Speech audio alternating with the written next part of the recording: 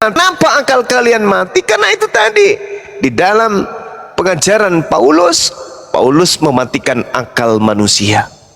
Dia tidak ingin kemudian manusia itu otaknya berfungsi, sehingga dia melakukan segala upaya kemudian untuk melancarkan ajaran-ajaran yang diajarkan oleh Mesias palsu yang datang kepadanya.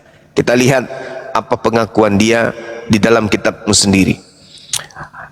Dia mematikan akal, dia membinasakan akal. Di dalam kitab Anda berbunyi di 1 Korintus 1 nomor 19. Sabar yang baru naik, sabar. Di situ dikatakan, karena tertulis aku akan menghilangkan kecerdasan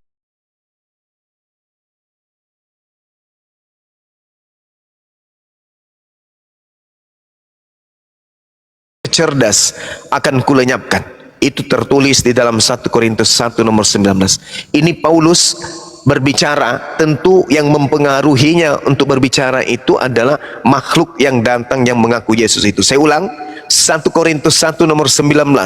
Aku akan menghilangkan kecerdasan orang-orang terpelajar dan kemampuan berpikir orang cerdas akan kulenyapkan. Itu pengakuan Paulus. Makanya kalian tidak pernah cerdas, makanya kalian itu tidak pernah kemudian berpikir di dalam hal tentang keagamaan kalian. Kalian tidak pernah berpikir dan kecerdasan kalian dicabut oleh Paulus. Itu dalil 1 Korintus 1 nomor 19. Camkan itu baik-baik saudaraku. Jadi Al-Quran mengatakan itu sangat jelas. Wa iza husyiran nasu kanu lahum a'da. Apabila manusia sudah dikumpulkan pada hari kiamat, semua sembahan-sembahan yang disembah oleh manusia ini selain daripada Allah akan mengingkari. Dia akan mengatakan kepada Allah, ya Rabb, aku tidak pernah mengajarkan mereka untuk mempertuhankan aku. Kalau subhanaka ma yakunu li an aqula ma laysa li bihaq. Enggak pernah ku ajarkan si monyong bibir pemakan babi ini, si botak pemakan anjing ini untuk menyembah kepada dia. Enggak pernah ku ajarkan mereka. Tak pernah. Manusia mirip kera ini, mirip monyet ini, tidak pernah kuajarkan untuk menyembah diriku. Dari zaman aku datang kepada Bani Israel sampai duniamu kau kiamatkan, aku tidak pernah mengajarkan si gendut perut meledak ini untuk menyembah kepada diriku. Aku katakan kepada mereka, ani abdullah rabbi wa rabbakum. Bahkan aku katakan kepada Maria, Maria jangan kau sentuh aku, awas. Tapi pergilah kepada saudara-saudaraku, katakan kepada mereka, aku akan pergi kepada Tuhanku dan Tuhanmu, kepada Bapakku dan Bapakmu. Aku tidak pernah mengajarkan mereka menyembah diriku. Orang-orang yang matanya besar sebelah hidungnya, monyong, mulutnya bengkok dan seterusnya ini, sungguh mati ya Allah. Qala subhanaka ma yakunu li an aqula ma laysa li bihaqq. Bahkan aku berpesan dan ditulis oleh pengarang wartawan di dalam Yohanes 12 nomor 49, aku tidak berkata-kata dari diriku sendiri. Apa yang aku katakan adalah apa yang difirmankan oleh Bapa untuk aku katakan dan aku sampaikan, dan firman yang aku terima itu adalah hidup yang kekal, sehingga aku mengatakan apa yang engkau perintahkan kepadaku. Yohanes 12 nomor 49 sampai nomor 50. Demikian. Jadi muncul pertanyaan, ini siapa yang datang-datang mengaku Yesus kepada Paulus ini? Siapa? Akulah Yesus yang kau aniaya. Benarkah itu Yesus? Kalau benar itu adalah Yesus, ayo mari kita buktikan. Dan saya akan buktikan bahwa yang datang kepada Paulus ini bukanlah Yesus, melainkan roh jahat yang ngaku-ngaku sebagai Yesus. Demikian.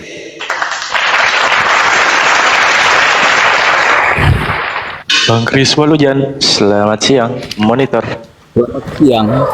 Gimana kabar Bang Kris? Sehat? Ya, baik-baik saja. Siap, Saya lanjut Bang Kris, langsung ditanggapi. Tertarik tadi dengan penjelasan Bang Suma itu nubuatan di Al-Quran ternyata digenapi di mana di Alkitab tadi ya. Matius 7. Matius 7 ya. Ya, nomor 22 sampai 23. Jadi memang di Al-Quran disebut begitukah? Yang Benar. tadi disebutkan? Yes. Oh gitu ya. Ya. Jadi terus begini ya, ini ceritanya kan antara dua kitab ya. Ya sebenarnya masing-masing punya pemahaman yang berbeda ya. Orang Kristen mengartikan lain, tapi kok tiba-tiba itu nubuatan dari Al-Quran. Terus pertanyaan saya untuk Bang Suma ini yang di Wahyu 12 ayat 17 yang pernah saya baca itu dikatakan Maka marahlah naga itu kepada perempuan itu, lalu pergi memerangi keturunannya yang lain yang memelihara hukum-hukum Allah dan memiliki kesaksian Yesus. Jadi dalam hal ini bagi saya hukum Allah dan kesaksian Yesus itu penting diperhatikan. Kalau manusia itu ingin selamat dari murka Allah, itu kan di kitab Wahyu. Kitab Wahyu berbicara tentang dekatnya hari kiamat dan dekatnya kedatangan Yesus yang kedua kali. Jadi oleh karena itu bagi saya penting juga untuk memperhatikan itu ya. Saya sih ini bukan Minggu, bukan Jumat, tapi saya pemelihara hari Sabat. Jadi saya melakukan hukum Allah dan memiliki kesaksian Yesus. Itu kalau dikatakan, sering Bang Suma katakan, Islam lah ajaran yang benar ya, yang menyempurnakan hukum Allah itu. Makanya di sini yang bingung saya, hukum Allah itu kan diserahkan kepada Musa. Nah, pemeliharaan hari Sabat Sabtu itu bukan Minggu, bukan Jumat. Sedangkan Tuhan yang memberikan katanya satu. Allahnya Adam, Allahnya Musa, Allahnya Nuh, Yakub dan nabi-nabi satu. Kok di Al-Quran itu Allahnya memberitahu harus sholat Jumat, padahal ingat dan kuduskan hari Sabat itu hari Sabtu. Itu hukum Allah kan?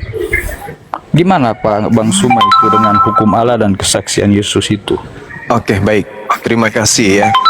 Saudara Chris, kalau Ya. saya bertanya tentang kesaksian Yesus kepada saudara, bisakah Anda membantu saya menunjukkan kepada saya kesaksian Yesus? Dia bersaksi tentang dirinya bahwa dia ini siapa. Aku Yesus bersaksi, aku adalah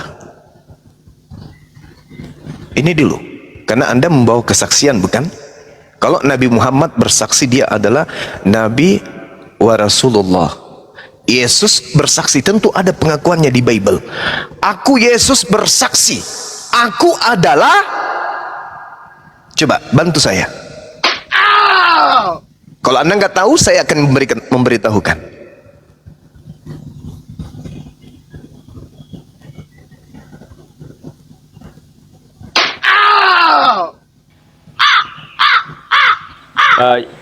Dari Yesus kan dia katakan, jangan kamu menyangka aku datang untuk meniadakan hukum Taurat dan kitab para nabi. Berarti hukum Allah itu kekal. Nah, itu firman dari Yesus juga. Bagaimana dengan hukum Allah yang ada selisih sedikit, perbedaan sedikit tentang hari beribadah itu? Sedangkan Yesus mengekalkan itu, menetapkan itu. Oke, Itu kan sabar saudaraku. Ini Ya. saya akan ulas tuntas itu dari A sampai Z. Siapkan waktu Anda, akan saya tuntaskan. Saya cuman ingin yang poin utama aja dulu. Yesus bersaksi tentang dirinya. Ada pengakuannya di Bible. Aku adalah titik-titik. Aku bersaksi. Aku adalah titik-titik. Aku bersaksi, ada pengakuannya, kesaksianku. Kalau Anda tidak tahu dalilnya, nanti saya bantu. Iya, di ayat mana saya lupa. Oke, Saya tahu, baik, tapi nggak ingat. baik, Ya, baik, baca. baik, baik. Saya minta yang lain dengarkan baik-baik. Di dalam Yohanes 5 nomor 36 ada kesaksianku. Ini Yesus yang bicara nih. Ada Ya. kesaksianku yang lebih penting dari kesaksian Yohanes Pembaptis. Yohanes Pembaptis ini kan yang memberi jalan. Iya. Bahwa semua pekerjaan, semua mukjizat, semua tanda-tanda, semua kekuatan yang diberikan oleh Bapa, kekuatan tanda-tanda itulah yang aku lakukan sekarang. Pekerjaan itulah yang aku lakukan sekarang. Dan pekerjaan-pekerjaan itu pun bersaksi tentang aku, bahwa Bapa yang telah mengutus aku. Berarti Yesus mempersaksikan dirinya sebagai apa? Sebagai Bapa atau sebagai utusan Bapa? Sebagai utusan, iya saya amin. Sebagai utusan Bapa. Iya. Oke, itu finalnya di situ ya. Dia mengaku sebagai utusan Bapa. Nah, sekarang masuk kepada intinya. Ketika saudara mengatakan bukan Minggu, bukan Jumat, perintah untuk menjaga Sabat ini, dalilnya itu ada dalam Keluaran 31 nomor 14. Ini hak kepunyaan untuk seluruh manusia kah? atau itu hanya untuk Israel? Silakan. Terus Sabat itu diadakan untuk manusia, bukan untuk Israel saja. Coba tunjukkan dalilnya, Bang. Silakan. Ada. Saya Iya. tidak pegang Alkitab, kebetulan saya di Soto. Saya bacakan kalau begitu ya. Saya baca. Ada. Iya, ingat Akulah ya. Tuhan atas Oke, Sabat. ingat. Ketika berbicara mengenai Israel atau Bani Yakub, itu kita tidak sedang berbicara mengenai hewan. Kita berbicara tentang manusia. Nah, sekarang patokan daripada hukum Taurat itu di Keluaran 31 kemudian diterangkan bahwasanya Tuhan memberikan hukum ini untuk dijaga dengan baik kepada Bani Israel. Tuhan mengatakan begini, berfirmanlah Tuhan kepada Musa. Tuhan berfirman kepada Musa, katakanlah kepada orang Israel. Tidak dikatakan, katakanlah kepada seluruh umat manusia. Katakanlah kepada manusia Israel, demikian akan tetapi hari Sabatku harus kamu pelihara, sebab itulah peringatan antara aku dan kamu turun-temurun, sehingga kamu mengetahui bahwa akulah Tuhan yang menguduskan kamu. Haruslah kamu pelihara hari Sabat, sebab itulah hari kudus bagimu. Siapa yang melanggar kekudusan hari Sabat itu, pastilah ia dihukum mati, sebab setiap orang yang melakukan pekerjaan pada hari itu, orang itu harus dilenyapkan di antara bangsanya. Ini yang dimaksud adalah bangsa Israel. Itu betul, Bang. Nah, mana dalilnya bahwa mana ada dalilnya? di Perjanjian Baru. Oh, Ada, Pak. itu bukan urusan saya itu kalau Perjanjian Baru. Ini yang saya bahas tentang Sabat. Iya, tapi di Perjanjian Baru kan Yesus katakan Sabat diadakan untuk manusia. Akulah Tuhan Manusia atas yang dimaksud di sini Bani Israel. Ini juga manusia ini, Bang. Haruslah kamu dengar. Siapa yang melanggar kekudusan hari Sabat itu, pastilah ia dihukum mati. Sebab setiap manusia yang melakukan pekerjaan pada hari itu, manusia itu harus dilenyapkan dari antara bangsanya. Tetapi yang dimaksud di sini hanya manusia Israel. Yesus mengaku Matius 15:24, aku diutus hanya kepada domba-domba yang sesat dari umat Israel. Umat Israel itu manusia.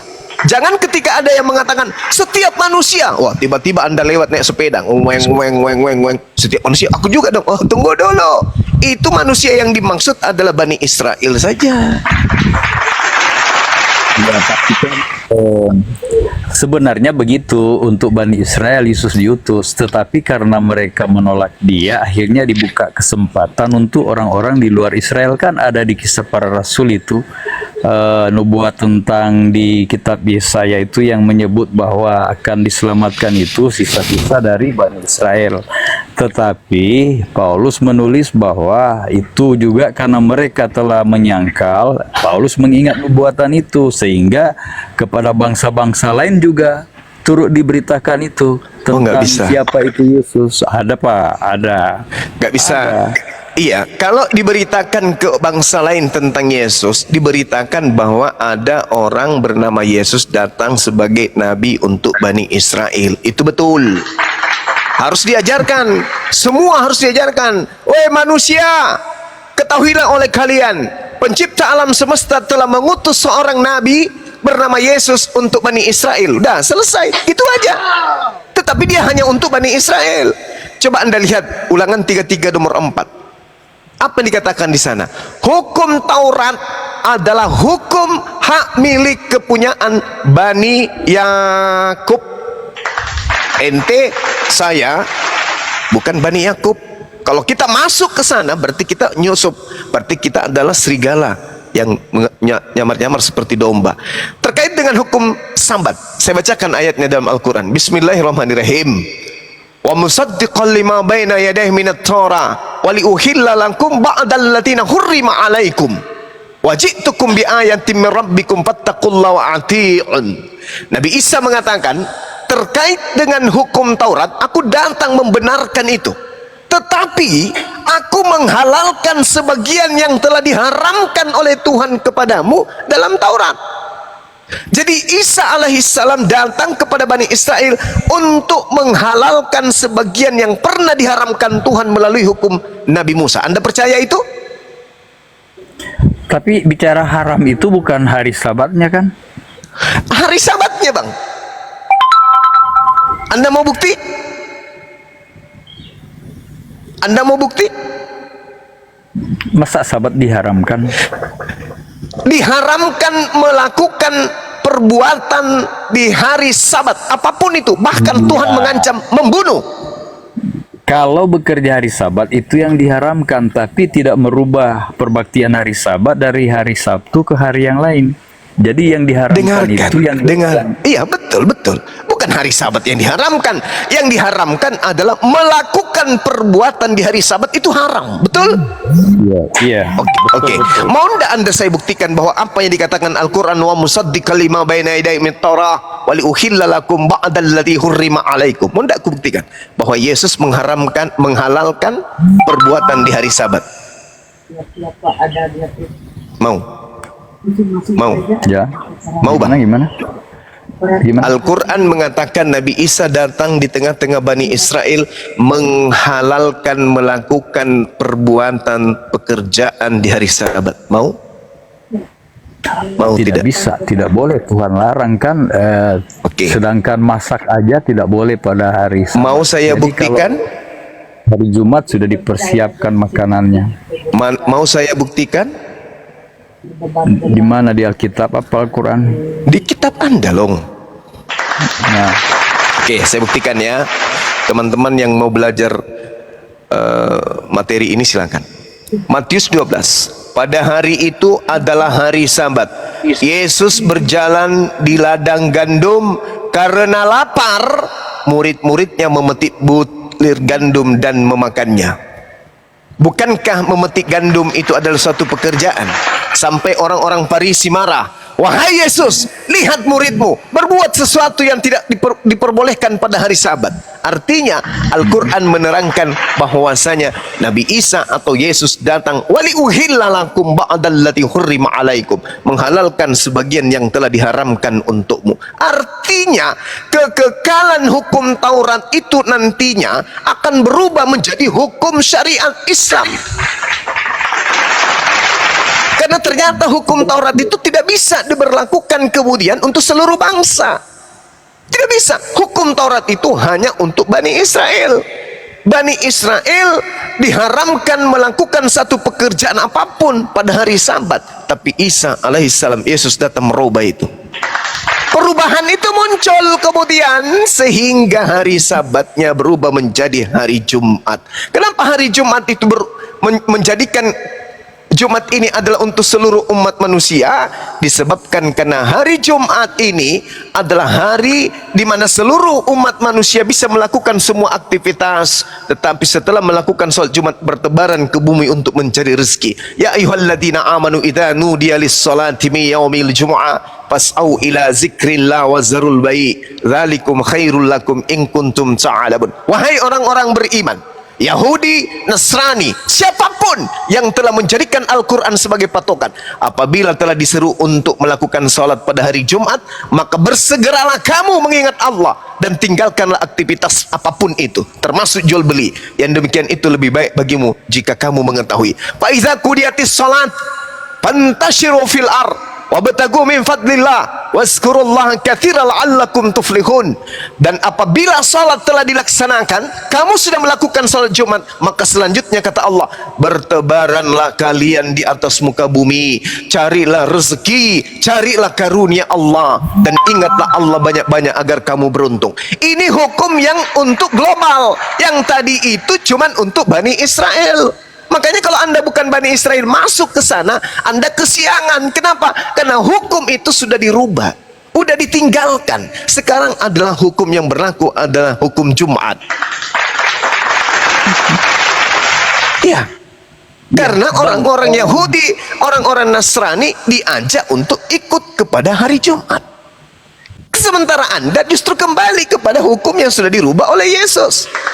Yesus merubahnya sesuai dengan Al-Quran. Wa uhilla lakum, Aku telah menghalalkan bagi kalian sebagian yang telah diharamkan untukmu. Buktinya Matius 12, Yesus dan muridnya memetik gandum pada hari Sabtu. Subhanallah.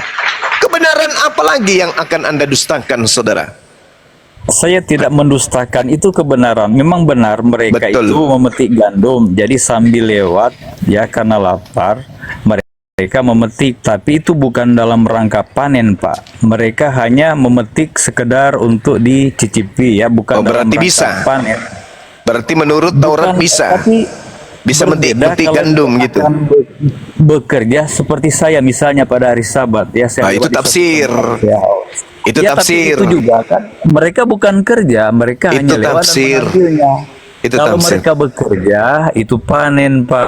Gitu. Itu tafsir, karena Yesus Dan, tidak mengatakan itu. Kalau Yesus Rasul justru Paulus di data Matius 12 itu justru Yesus melakukan pembenaran.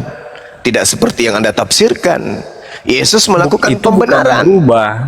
Sekalipun Ini mereka orang-orang tidak lagi memetik gandum. Ini melanggar hukum Taurat, makanya ditegur. Orang Farisi menegur Yesus.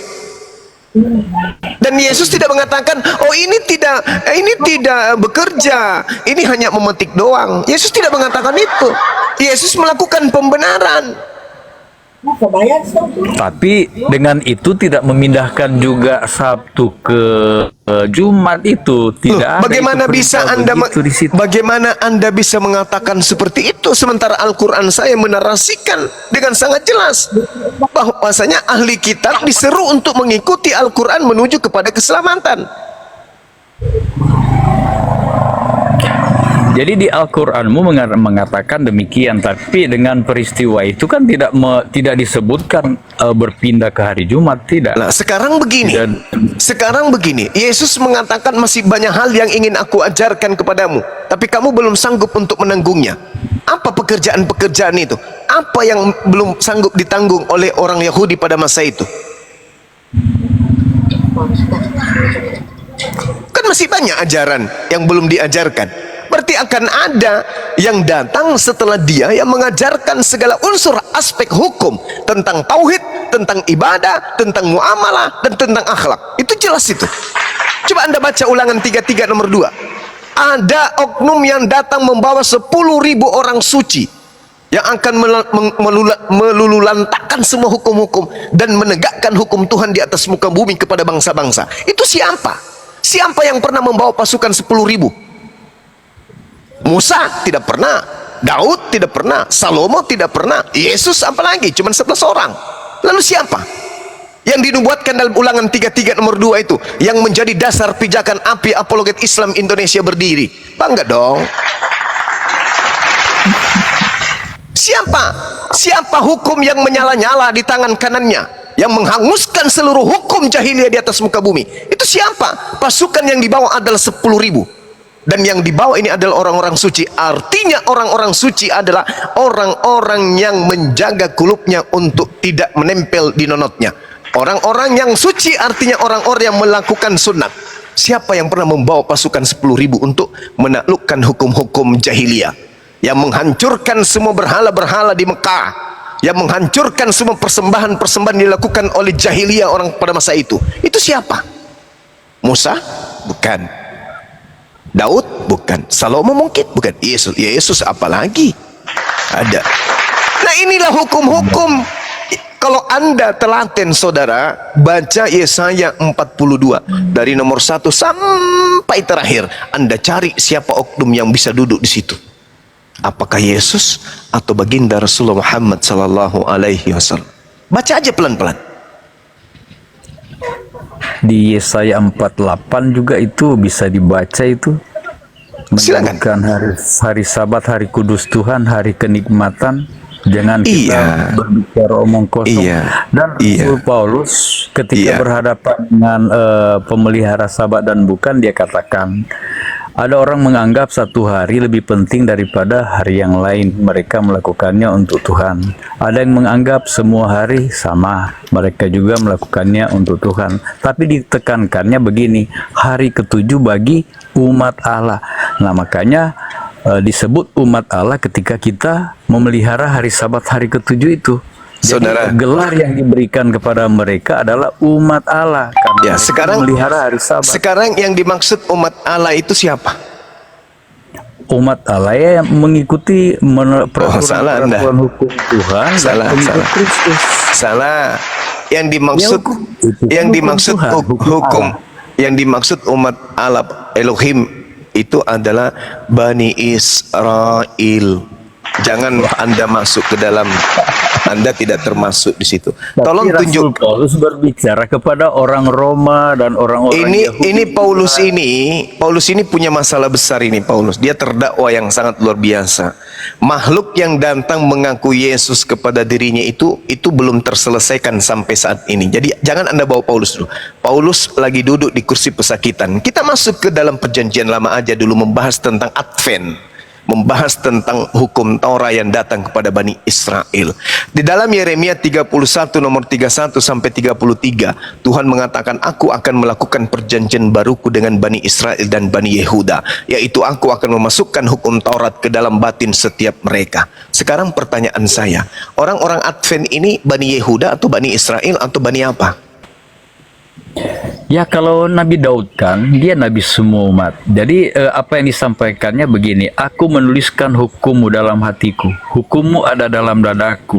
Jadi kalau kepada Musa ditulis di loh batu, kalau kepada kita umat yang mau mengikut Allah ya Tuhan, harus ditulis di hati hukum itu, direnungkan siang dan malam. Itu klaim Anda kan? Itu klaim Anda. Ya, kan, saya bacakan dalilnya. Aku akan memasukkan, aku Tuhan akan memasukkan hukum Taurat ke dalam batin setiap mereka. Mereka di sini Bani Israel dan Bani Yehuda. Ente Bani apa? Ya, kalau Injil itu untuk ke semua bangsa. Ini bukan berbicara Injil, saudara. Ini kita berbicara Taurat. Kitab itu. Aku akan. Kitab itu. Kenapa jadi? Ini pengaruh dari makhluk yang datang kepada Paulus ini. Sampai Anda itu berbicara belepotan. Ini kita berbicara mengenai Taurat, bukan berbicara mengenai Injil. Advent ini kan agama baru 200, belum sampai 200 tahun agama baru dibikin ini Advent. Dibuat oleh orang Amerika pun yang bikin, bukan orang Yahudi. Jadi mohon maaf, saya katakan kepada saudara, di dalam Yeremia 31 sampai 33, aku akan melakukan perjanjian baru dengan Bani Israel dan Bani Yehuda. Bani Amerika nggak ada, Bani Kamfret juga nggak ada, Bani Indonesia, Bani Batak, Bani Bugis, Bani Makassar, Bani Toraja nggak ada di situ. Yang ada Bani Yehuda, Bani Israel. Nah, saudara saya ini Bani apa? Ya, kita orang Indonesia. Ya, berarti Anda tidak masuk dalam perjanjian itu. Di dalam Mazmur 147 nomor 19 dan nomor 20, aku melakukan hukum-hukumku yang datang kepada Bani Yakub dan aturan-aturanku yang datang kepada Israel tidak aku berikan kepada bangsa Kamfret, tidak aku kasih kepada bangsa lain. Anda nggak mau belajar sampai ke sana. Anda ibarat ikan ketinggalan air kalau begitu. Aku Tuhan tidak memberikan hukum Tauratku kepada bangsa lain. Masa Anda nggak merasa kalau Anda itu hanya penyusup? Ibaratkan ada sekolah, jendela kelasnya lagi kebuka, sekolah itu gurunya berdiri sambil ngajar. Kalian semua harus menggunakan pada hari Senin baju batik berwarna ungu. Anda lewatnya sepeda, mendengarkan guru di dalam kelas itu bicara. Tiba-tiba Anda ke pasar Senen beli baju batik juga. Hari Senin Anda pakai baju batik juga. Karena ente merasa bahwa yang dipanggil kalian semua harus menggunakan kain batik, baju batik hari Senin. Orang menggunakan kain batik hari Senin karena ada kegiatan dengan Pak Gubernur. Ente hari Senin pakai baju batik juga, pergi juga tapi ke kantor desa. Gak nyambung, Cak Ayu. Ini aturan hanya untuk Bani Israel. Ente siapa? Agama baru yang belum cukup 200 tahun dibentuk oleh orang Amerika. Jadi jangan nyamar-nyamar lah. Ada nabi yang diutus untuk Anda, kenapa Anda tolak? Nabi yang Anda imani itu nabi hanya untuk Bani Israel. Itu kan penyakit namanya tuh. Ya betul, betul. Itu kan ada firman mengatakan jika di antaramu ada seorang nabi akan ada penglihatan. Dan juga di perjanjian baru dikatakan ada karunia untuk mengajar, ada karunia untuk menyembuhkan, ada karunia untuk bernubuat. Jadi ketika ada orang yang diberi karunia untuk bernubuat, menjelaskan apa yang belum jelas ya. Nah itu boleh juga kita ikuti, kalaupun itu agama baru muncul di Amerika, tetapi dia ajarkan kita untuk kembali ke Alkitab perjanjian lama dan baru itu. Dia tidak mengajarkan ajaran baru. Kenapa Dia ajarkan kembali? kita kembali ke Kenapa kita kembali? Emang kitab itu untuk kita? Emang Taurat itu untuk kita? Kok kita kembali ke Taurat? Taurat itu kitabnya agama lain. Kok bisa kita kembali ke sana? Hubungannya dengan kita. Kitab itu adalah aturan main. Kurikulum pengajaran yang kisi-kisi submaterinya hanya untuk Bani Israel. Kok kita? Emang kita Bani Yakub? Ini kesalahan. Ini yang harus Anda perbaiki. Hukum Taurat itu hanya untuk Bani Israel dan tidak berlaku kepada bangsa lain. Kenapa ente jadi numpang ke sana? Ya kenapa kita harus baca kitab? Gak usah ada kitab kalau begitu. Kitab apa yang kita ambil kalau tidak pakai? Makanya Al-Quran datang untuk kita. Lah iya. Loh, Yaitu Alkitab untuk saya, Al-Quran untuk Anda. oh enggak Itu begitu aja. polanya. Enggak begitu. Taurat dan Injil untuk Bani Israel, Musa dan Yesus untuk Bani Israel, Nabi Muhammad sallallahu alaihi wasallam untuk seluruh umat manusia, rahmatan lil alamin. Kalau Anda bisa membuktikan Musa untuk seluruh umat manusia, mana dalilnya? Kalau Anda bisa membuktikan Yesus untuk seluruh manusia, mana dalilnya? Dan saya bisa membuktikan bahwa Nabi Muhammad SAW untuk manusia, bahkan untuk seluruh semesta alam. Mana dalilnya? Al-Quran dikatakan ikutilah dia. Jadi ikutilah dia itu ya di Ikutilah Alkitab dia- kan berbicara juga tentang Allah. Ikutilah Jadi dia ikutilah siapa? Allah. Ikut dia, Jembatan iya. yang lurus itu. Justru Allah lah ini yang mengajarkan Musa untuk kaumnya, Isa untuk kaumnya, Nabi Muhammad untuk seluruh umat manusia. Justru Allah yang mengajarkan itu. Nah sekarang kalau Anda menolak ini, tolong tunjukkan pengakuan Yesus diutus untuk seluruh umat manusia. Mana? Untuk mematahkan argumen Yesus yang mengatakan aku diutus hanya kepada domba-domba yang sesat dari umat Israel. Matius 15 nomor 24. Al-Quran juga mengatakan itu. Wa isqala Isa bin Maryam, ya Bani Israel, inni rasulullahi ilaikum. Aku hanya diutus kepada kalian Bani Israel. Nah tolong tunjukkan pengakuan Yesus aku diutus untuk kepada seluruh umat manusia. Ada? Pertanyaan saya untuk Bang Suma. Ini saya ya. sedang bertanya saudara. Iya, iya. Ada tidak pengakuan Yesus dia diutus untuk seluruh umat manusia? Ada? Mana 70 juta Kata kali. Yesus begini ya. Ada. Yesus katakan akulah jalan kebenaran dan hidup. Tidak seorang pun bisa sampai kepada Bapa kalau tidak melalui aku. Itu kan cakupan pengajaran Yesus itu untuk manusia Bani Israel atau seluruh umat manusia? ya untuk semua manusia Nah, lah. inilah kesalahan Anda ketika Yesus mengatakan berada dalam aule itu di dalam kota Yudea atau kota Nazaret, atau kota atau halaman Yerusalem. Dia mengatakan aule, ada juga orang domba di dalam, ada domba di luar. Yesus sedang mengajar nih, akulah jalan, akulah kebenaran, akulah hidup. Tidak ada yang sampai kepada Bapa kalau tidak melalui aku. Ini ucapan Yesus kepada Bani Israel yang terbagi dua. Ada yang percaya Yesus, ada yang menolak Yesus. Ucapan Yesus ini hanya untuk Bani Israel, bukan untuk ente. Lagi-lagi Yesus sedang main kelereng dengan murid-muridnya. Anda lewat naik sepeda lagi, cekut. Yesus mengatakan, stop, berhenti main kelereng, dengarkan. Tidak ada yang sampai kepada Bapa tanpa melalui aku. Anda nguping, tiba-tiba ikut-ikutan ente merasa. Tak ada yang kayak begitu, Bung. Yesus dia mengatakan, aku diutus hanya kepada domba yang sesat dari umat Israel. Sejak kapan ente jadi umat Israel?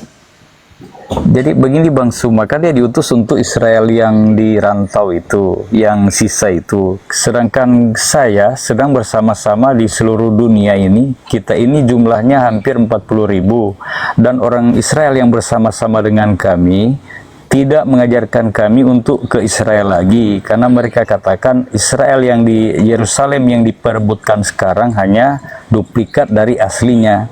Jadi orang-orang Yahudi yang tergabung dengan kami Advent ini mengajarkan kami untuk memelihara hari Sabat, dan mereka katakan tidak perlu lagi kita kembali ke negara asalnya sebagai suatu bangsa. Dia katakan yang diperlukan Allah itu adalah Israel rohani. Mati meja. Yang memelihara itu. Mati meja. Yeremia 23 Anda tabrak kalau begitu. Saya bacakan dalilnya ya. Allah akan mengumpulkan semua Bani Israel yang bersera. Dengarkan. Celakalah para gembala yang membiarkan kambing domba gembalaku hilang dan tersera. Demikianlah firman Elohim. Dengarkan. Sebab itu beginilah firman Tuhan. Tuhan Israel terhadap para gembala yang mengembalakan bangsaku. Kamu telah membiarkan kambing dombaku terseret dan bercerai-berai, dan kamu tidak menjaganya. Maka ketahuilah, aku Tuhan akan membalaskan kepadamu perbuatan-perbuatanmu yang jahat. Demikianlah firman Tuhan. Dan aku sendiri Tuhan akan mengumpulkan sisa-sisa kambing dombaku dari segala negeri kemana aku mencerai-berakan mereka, dan aku akan membawanya mereka kembali ke padang mereka. Mereka akan berkembang biak dan bertambah banyak. Aku akan mengangkat atas mereka gembala-gembala yang akan menggembalakan mereka, sehingga mereka tidak takut lagi, tidak terkejut lagi, dan tidak hilang seekor pun. Demikianlah firman Tuhan. Sesungguhnya waktunya akan datang, demikianlah firman Tuhan, bahwa aku Tuhan akan menumbuhkan tunas adil dari Daud, dan ia akan memerintah sebagai raja yang bijaksana dan melakukan keadilan dan kebenaran di negeri. Dalam zamannya Yehuda akan dibebaskan dan Israel akan hidup dengan tentram, dan inilah namanya yang diberikan kepada Tuhan keadilan kita. Sebab itu demikianlah firman Tuhan, sesungguhnya waktunya akan datang bahwa orang tidak lagi mengatakan demi Tuhan yang hidup dan menuntun orang Israel keluar dari tanah Mesir, melainkan demi Tuhan yang hidup menuntun dan membawa pulang keturunan kaum Israel keluar dari tanah utara, dari segala negeri kemana ia mencerai-beraikan mereka, maka mereka akan tinggal di tanahnya sendiri. Ente jangan melakukan satu tipuan kalau ente tidak mendalami Bible. Tuhan sendiri yang akan mengumpulkan seluruh umat Israel berkumpul kepada tanahnya sendiri. Jangan Anda mengatakan itu hanya duplikat. Yang duplikat itu adalah Israel rohani. Apa-apaan Israel rohani? Kasih ketemu saya dengan orang Yahudi yang mengatakan itu. Ini kitabnya sendiri yang mengatakan, aku sendiri Tuhan dari utara dan dari segala penjuru negeri kemana ia telah menceraikan mereka, maka mereka akan tinggal di tanahnya sendiri. Mereka akan dikumpulkan. Pada saat itulah Kristen akan gigit jari, gigit kaki, gigit kepala, dan gigit lidah sendiri. Kenapa? Karena orang-orang yang tidak bersunat tidak boleh hidup bersama dengan orang-orang Yahudi di dalam tanah yang sudah dijanjikan Tuhan kepada mereka. Yesaya 52 nomor 1. Orang-orang yang tidak bersunat tidak boleh masuk ke dalam kota Yerusalem. Yehezkiel 44 nomor 9. Orang yang tidak bersunat tidak boleh masuk ke rumah ibadahnya orang Israel. Bahkan di dalam Wahyu 21 nomor 27, orang-orang tidak bersunat haram hukumnya masuk ke dalam surga. Gimana ceritanya? Gini Kak ya, di waktu Yerusalem dibangun itu, raja kan melihat yang diperlihatkan Tuhan, buatlah kota seperti ini, karena memang aslinya ada diperlihatkan yang dari surga itu, dan itu pun di kitab Wahyu disediakan untuk orang-orang yang akan diselamatkan, yaitu Yerusalem baru itu. Jadi berbicara soal kota Yerusalem yang asli itu memang ada disediakan Tuhan untuk orang-orang yang akan diselamatkan. Itu kan di kitab Wahyu ada dijelaskan ukurannya, ya luasnya berapa.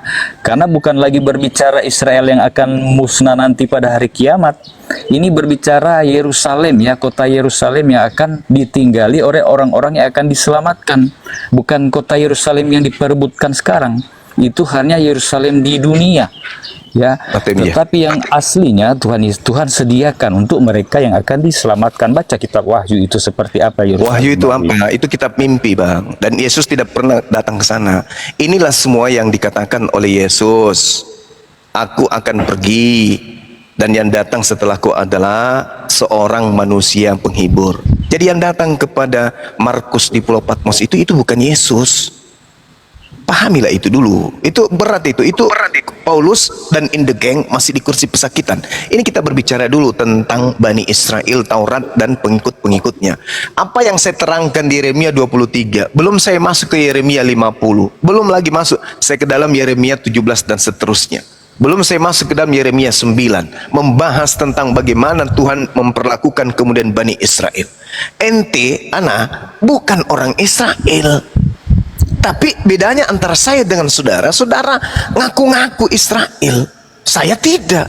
Saya mendudukkan pengajaran Yesus pada pondasi yang sebenarnya. Aku diutus hanya kepada domba. Domba itu apa? Domba itu Bani Yakub. Di mana dalilnya? Yeremia 50:17. Domba Israel adalah domba. Bani Yakub adalah domba. Di luar daripada itu guguk. Kalau Anda tidak percaya, coba Anda baca Matius 24. Bagaimana seorang wanita yang begitu percaya kepada Yesus, sampai Yesus mengatakan, besar imanmu ibu, jadilah seperti apa yang kau inginkan. Tapi status guguknya nggak berubah, jadi domba. Yesus mengatakan tidak patut memberikan makanan kepada anjing. Wanita tersebut mengatakan, betul Yesus, memang betul. Kami memang anjing, tidak patut yang diberikan roti. Tapi bukankah anjing makan sampah yang jatuh dari meja tuannya? Yesus kaget. Apa kata Yesus? Wow, benar imanmu, besar imanmu. Jadilah seperti apa yang engkau ingin. Artinya Yesus mengiyakan kalau di luar Yahudi itu adalah anjing. Kalau orang yang bertemu Yesus aja langsung, percaya kepada Yesus langsung, bahkan berdialog langsung dengan Yesus, Yesus kasih stempel di jidatnya sebagai anjing, apalagi ente, kawan. La haula wala quwata illa billah. Begini Bang, Kecuali Anda ingin mengatakan kami ini adalah anjing-anjingnya Yesus, ya bisa jadi. Nah sekarang ada nggak keselamatan bagi anjing? Kan nggak ada. Yang ada hanya domba. Ya, ada perumpamaan Tuhan Yesus. Kita memang ini bukan inti ya. Kita ini hanya dicangkokkan, ditambahkan kepada Berarti jadi cangkok misalnya. Ya. Kita ini di mana kita itu ada ini cangkokan adalah tertulis? tugas 12 murid Yesus itu untuk mengabarkan siapa Yesus dan bagaimana kabar kerajaan Allah ke seluruh dunia lewat 12 murid Yesus ini. Ya, oke. Jadi setelah mereka terima roh hujan awal ya, Roh Kudus dicurahkan, mereka bisa berbahasa lain sehingga seluruh dunia bisa mengenal siapa Yesus sebagai utusan itu, kalau bukan karena 12 murid Yesus. Jadi untuk kita juga bukan hanya untuk Israel. Tolong Anda bantah pengakuan Yesus di dalam Matius 10 nomor 5 dan 6. Yesus berpesan kepada ke-12 muridnya, jangan ke bangsa lain, tetapi pergilah kepada pergilah kepada domba-dombaku dari umat Israel. Mana dalil yang bisa Anda gunakan untuk mematahkan argumentasi Yesus ini? Pergilah, Jadikanlah semua bangsa muridku. Bangsa yang dimaksud bangsa apa saja? Iya, kalau semua bangsa ya seluruh dunia. Oh salah ente, salah. Karena Indonesia juga termasuk. Salah Bung. Orang Yahudi ketika berbicara mengenai bangsa itu hanya berbicara mengenai bangsa Israel saja. Tidak berbicara mengenai bangsa-bangsa di luar. Kita ini tidak dianggap bangsa oleh mereka. Itu yang perlu saudara pahami. Orang Israel tidak menganggap kita ini sebagai bangsa. Orang-orang Yahudi menganggap kita ini bukan bangsa. Kita ini dianggap ya makhluk yang rendah. Mereka adalah kasta yang tertinggi. Jadi bangsa yang dimaksud oleh Israel oleh Yesus di situ adalah bangsa dari 12 suku bangsa Israel saja, bukan kita. Jangan Anda kepedean. Coba Anda baca Yosua 10 nomor 21. Baca kemudian kitab itu untuk Anda menyadari bahwa bangsa yang dimaksud ketika orang Yahudi berbicara bangsa ternyata itu hanya berlaku bagi mereka Bani Yakub saja. Kita nggak dianggap. Baca aja itu tadi. Betulkah yang dimaksud bangsa ini adalah Bani Israel? Di dalam kitab Maliaki 3 nomor 9, wahai seluruh bangsa. Itu bukan berarti seluruh bangsa, karena kenapa? Di situ berbicara mengenai persembahan perpuluhan. Apakah seluruh bangsa mempersembahkan perpuluhan? Tidak. Yang ada hanya bangsa Lewi. 11 suku yang harus membayar kepada suku Lewi. Sehingga Tuhan menyuruh, wahai seluruh bangsa, maksudnya wahai seluruh 12 suku bangsa, ketahuilah oleh kalian bahwa perpuluhan itu hanya milik kepunyaan suku Lewi aja. Di dalam 2 Raja-Raja 17:41, demikianlah bangsa-bangsa ini. Bangsa-bangsa yang dimaksud di sini adalah suku-suku Israel. Lalu kemudian Yosua 24 nomor 2. Yesus berkata kepada, di situ dikatakan Yosua berkata kepada seluruh bangsa itu. Seluruh bangsa itu. Yosua berkata kepada seluruh bangsa itu. Apakah berarti seluruh bangsa di sana ada seluruh umat manusia? Tidak. Yang dimaksud di sini adalah bangsa Israel saja. Jadi kita jangan mengaku kalau dikatakan bangsa itu berarti kita. Tidak. Tidak. Yang dimaksud bangsa oleh Israel itu adalah hanya 12 suku bangsa mereka. Ya, yaitu terserah pemahaman Anda demikian, tetapi bagi saya sebagai orang yang percaya karena membaca dan mendengarkan kesaksian-kesaksian dari Injil ini, ya saya percaya saja bahwa itu untuk semua manusia. Kalau untuk Anda sendiri menganggap untuk Israel saja, terserah, itu pemahaman Anda. Kalau saya yakin, ya saya percaya bahwa Tuhan itu, Yesus itu untuk semua manusia, bukan cuma untuk Israel saja. Begitu. Mana dalilnya? Ada banyak ayatnya, banyak. Silakan, ayatnya silakan, tunjukkan ke saya. Cuman saya ke kitab Wahyu aja ya, yang saya sebutkan tadi ya.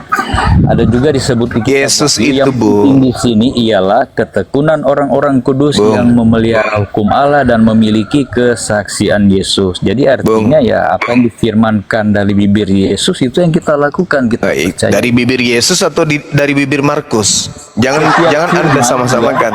Setiap firman yang kan tulisan merah di Alkitab, setiap kata-kata Yesus itu yang harus kita perhatikan. Ya, siapa yang mengatakan bahwa tinta merah pasti ucapan Yesus? Siapa yang menentukan itu? Yesus. Ya, itu adalah apa yang disampaikan Yesus yang ditulis oleh Matius, Markus, Lukas. Iya, yang menentukan bahwa tinta merah adalah ucapanku itu Yesus sendiri atau penulis Bible? Ya, itu dari kalau sudah diterjemahkan, dirangkum begitu, ya begitulah kita mau akan sudah tertulis. Sekarang begini. Yesus mengatakan semua firman yang engkau berikan kepadaku telah aku sampaikan kepada mereka. Setelah dikatakan oleh Yesus semua firman telah aku sampaikan, menurut saudara apakah masih ada firman yang akan Yesus sampaikan? Kan di dalam Alkitab itu, di dalam Injil itu kan banyak ajaran-ajaran Yesus ya, tentang kekekalan hukum itu sendiri, tentang bagaimana kita harus mengasihi, tentang padahal bukan di situ loh. Katakan, padahal kan Yesus mengatakan segala firman yang Tuhan berikan kepadaku telah aku sampaikan kepada mereka. Nah, pada saat Yesus mengatakan telah aku sampaikan semuanya, apakah sudah ada kitab Wahyu di situ? Atau kitab Wahyu nanti dibuat belakangan? Yang ditulis Wahyu itu kan ditulis oleh murid Yesus, Yohanes itu. Nah, apa ya yang kan? dilihatnya itu Jadi dikatakan yang berarti Yesus mengatakan di tahun 30 dihafal kemudian dan dituliskan nanti di tahun ke-100 gitu. Dia kan hidup dalam pembuangan ya, diasingkan. Nah, disitulah entah malaikat, entah Yesus, entah siapa, yang penting nubuat. Dia mengaku Yesus, dia mengaku kesaksian Yesus kepada dirinya. Tapi Yesus mengatakan di dalam Yohanes 17:18, semuanya telah aku sampaikan. Jadi tidak ada lagi. Termasuk di Paulus 13 buku ini, itu cuma karangan Paulus saja. Karena segala firman yang Yesus terima sebagai jatahnya penyampai firman ke tengah Bani Israel, semuanya sudah disampaikan oleh Yesus. Tak ada lagi firman setelah itu. Paulus ngaku-ngaku datang makhluk, akulah Yesus. Nah, itu yang jadi masalah. Penulis Wahyu juga ngaku-ngaku akulah Yesus, itu juga masalah. Ananias juga ngaku akulah Yesus, itu juga masalah. Sementara Yesus mengatakan yang datang setelah aku adalah seorang penolong lain, bukan aku. Inilah yang dari 3 hari ini saya bahas dengan orang-orang Kristen. Siapa yang datang mengaku Yesus kepada Paulus dan Ananias? dan penulis yang ada di Pulau Patmos itu siapa? Roh Yesus atau Loh. malaikat?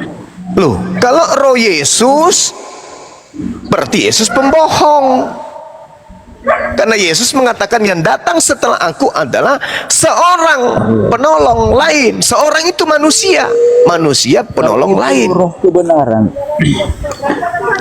Kalau suatu penglihatan atau nubuat, kalau itu dinampakkan oleh malaikat atau rohnya Yesus, itu kan dari Allah juga. Apa yang dilihat Iya, saya tahu. Makhluk yang datang kepada Paulus mengaku Yesus. Makhluk yang datang kepada Ananias mengaku Yesus. Yang datang kepada Markus di Pulau Patmos juga mengaku Yesus. Nah, sekarang pertanyaannya, di mana Yesus mengatakan bahwa setelah aku naik ke langit, aku lagi yang datang kepada kalian?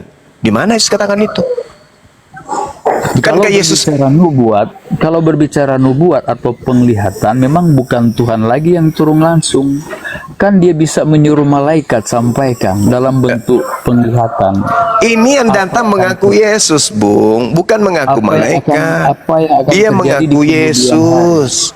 Akulah Yesus yang kau aniaya, katanya. Berarti ini adalah Mesias. Mesias yang datang. Akulah Yesus, berarti Yesus yang datang. Terus Nah, kalau Yesus yang datang berarti Yesus pembohong. Kenapa dia pembohong? Karena dia mengatakan yang datang setelah aku bukan aku. Pembohong berarti. Ternyata bukan aku tapi dia yang datang. Atau jangan-jangan yang datang kepada mereka ini adalah Yesus palsu. Karena Yesus mengatakan sebab Mesias dan Nabi palsu akan datang dan melakukan mukjizat-mukjizat dahsyat sekiranya dia menyesatkan banyak orang. Itu pengakuan Yesus dalam Matius 24 nomor 24. Berarti kalau Yesus bukan pembohong dan ternyata ada yang ngaku sebagai Yesus, berarti yang datang sebagai ngaku Yesus ini adalah Mesias palsu alias Yesus palsu. Kalau Yesus palsu yang datang berarti setan. Coba, mana yang benar? Yesus mengatakan yang datang setelahku adalah manusia penolong lain. Nah, berarti yang datang harusnya bukan Yesus yang datang kepada Paulus, tapi ternyata ngaku Yesus. Kalau Yesus sudah naik ke surga, kan dia kasih tahu kepada murid-muridnya. Nah, yang datang setelahnya Roh Kudus, ya. Nah, Roh Kudus. Roh Kudus. Kebenaran. Ah, Roh kebenaran. Jadi, Terus yang datang kepada Paulus siapa? Roh kebenaran atau Yesus? kalau dia penglihatan, ya, kalau ketemu dengan Yesus itu, kalau itu disampaikan sebelum dia menyampaikan kepada 12 rasul, ya, nah itu berarti masih ketemu Paulus. Loh, katanya yang datang setelah aku adalah Roh kebenaran. Ya, kan, Nah, tapi yang datang kepada Paulus siapa? Roh kebenaran atau Yesus? Kalau masih Yesus masih ketemu langsung, ya berarti belum berbicara tentang akan roh kebenaran itu. Mati meja. Bung, Kan Anda tahu tidak jarak daripada antara Yesus mengatakan ucapan itu yang datang setelahku adalah roh kebenaran kepada jaraknya kepada Paulus di tahun 52-53 pertama dia mengaku bertemu dengan Yesus. Itu jaraknya berapa puluh tahun? 20 tahun lebih. Kemudian muncul makhluk mengaku Yesus kepada Paulus. Ini yang jadi pertanyaan, ini Yesus beneran yang datang? Kalau Yesus beneran berarti Yesus ini pembohong. Tapi kalau bukan Yesus beneran berarti setan. Kalau ini setan berarti 2000 tahun kalian menyembah setan. Kan begitu? Iya, kalau Yesus dia